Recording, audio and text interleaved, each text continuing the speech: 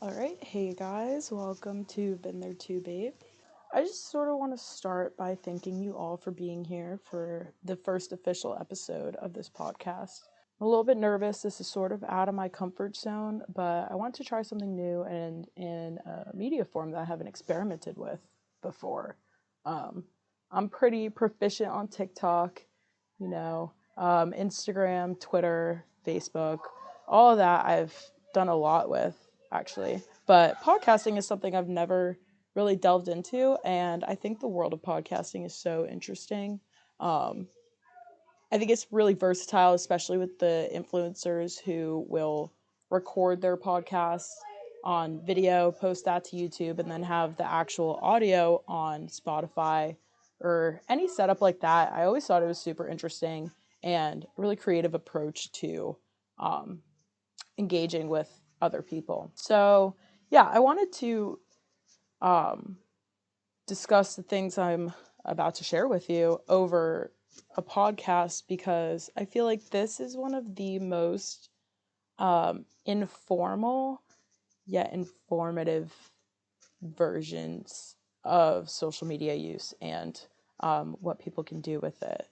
The point of this podcast is to really just talk about how communication is not only important but very prevalent in our lives. It's something that's necessary. We all have to engage in it, and it's something that's not always positive.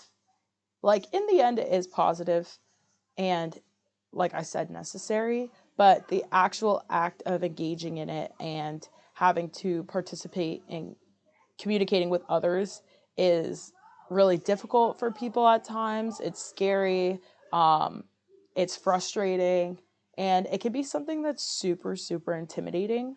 And I just want to kind of discuss it, the principles of communication, what we can do with it, and how it all in all will be something that's beneficial to you to improve upon. The more you communicate, the more understanding you have for others, the better you can understand yourself and communicate with yourself.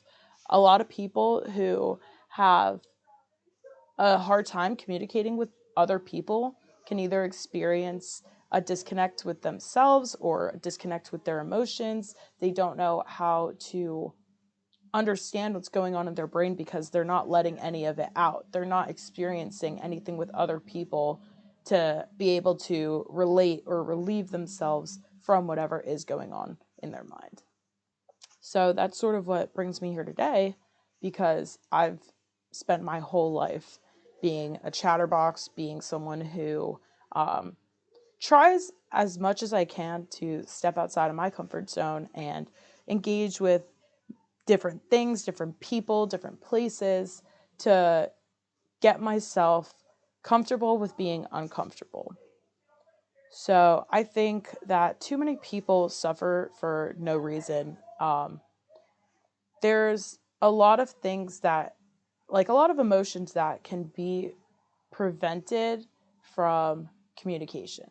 And listen, communication is not always, oh, I have to go and be in a crowded room with a bunch of people, or, oh, I have to say everything that comes to my mind, or be super outgoing, or the loudest person in the room. No. Communication is about being transparent and sharing what you're feeling and your beliefs with others. Anything that you're bottling up and keeping inside is a restriction on yourself. You can't keep everything to we're not meant to be like that. People are social creatures, we're social beings, and we don't communicate through sonar. We don't communicate by, yeah, we have physical language, but the majority of the issues that humans face and the conflict that comes up in our daily lives has to be resolved with communication. From what I've gathered and the experiences that I've had, anytime that I'm facing an issue with somebody else or something is bothering me, anything like that, the first thing I do is talk to the person or talk myself through something. Self-analyzation is a big part of this, and that's with self-communication. You need to really understand the feelings that you're feeling, talk through things with yourself, and review all of the information you have to understand what it is you're feeling and where to go with that. There's no point in letting something be pushed off to the side or forgotten about because you just don't want to deal with it, or it's not something that you're ready to face, because that will never go away. It's never going to leave. You're not going to forget about it. It's not going to stop bothering you eventually. If anything, you might suppress it, but it will make it worse. And that goes the same for your relationships with other people.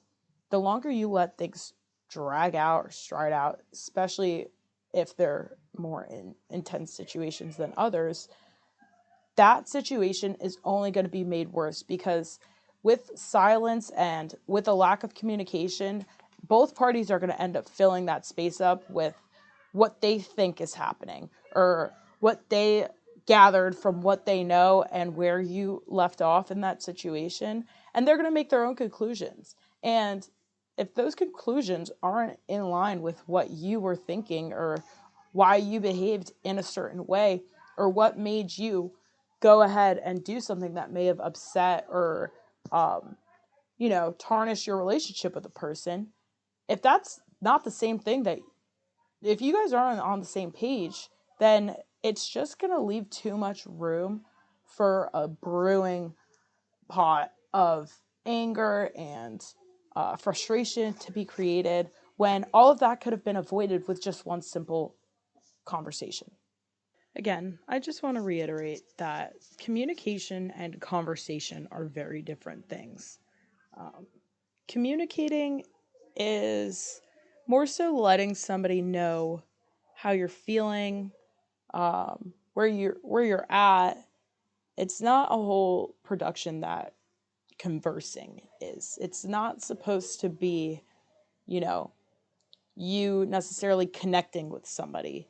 It's really more of a like act out of emotional awareness, and allowing yourself, like giving yourself the chance to be understood.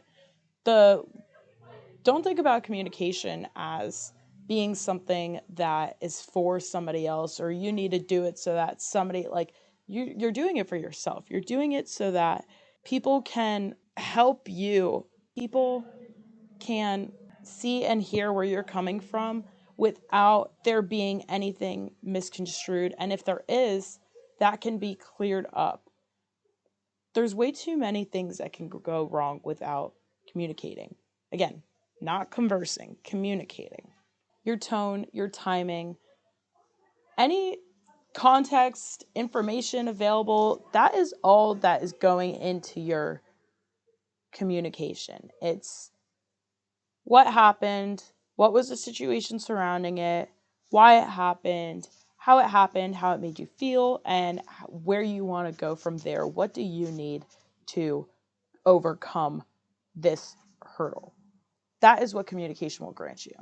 There's something called the assumption gap, and that's when there's a conflict or there's something that is not ideal happening, and without communication and not saying anything will lead to people making assumptions. So it's not about what was said, it's about what people think was meant by the lack of what was said. Or if you're communicating improperly, it's going to be a matter of what was said.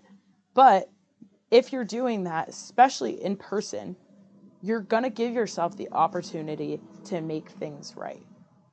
There is never a time where communication will push you back, because if you're communicating what you are feeling and what you believe you need, and you can then maybe turn that into a conversation if that's what you're looking for, if that's how it has to be, then you can be able to move on from that. Some people think communication or letting people into what they are feeling or experiencing is just going to open a door for them to get their feelings hurt, or for them to, no longer have a relationship with somebody in their life. But if that's not the same type of if that's not the outcome that the other person wants, then that's not what's going to happen. And if that is what they want, and if that does happen, then that is truly not meant for you. And that's something that needs to be moved away from. And that's something that your body will end up having to communicate with your mind about, and figuring out, okay, how do I feel about this? What do I need from this? Is it good for me? And is it worth it?